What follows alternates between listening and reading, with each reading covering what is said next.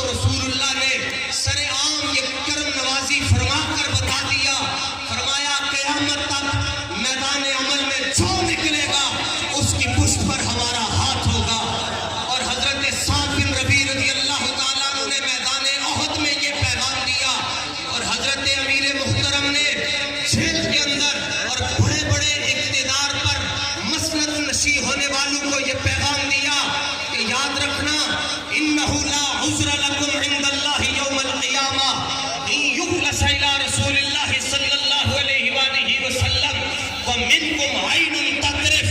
فرمایا قیامت تک جب تک تم میں اتنی طاقت ہے کہ تم اپنی آنکھ کو خود کھول سکتے ہو اور بند کر سکتے ہو، اگر اس دوران حضور کی عزت پر اور ناموس پر حرف آ گیا تو قیامت کے دن تم اپنے رب سے معافی کی امید نہ رکھنا. اور یہ پیغام دیا کہ اکھیاں میٹ کے کمبڑ نہ لو، اکھیاں کھول کے مرے آ جائے.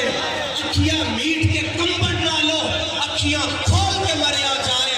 اور چپ رہ کے بھی تے مر جانا ہے اور جھلیو کھول کے مرے آ جائے.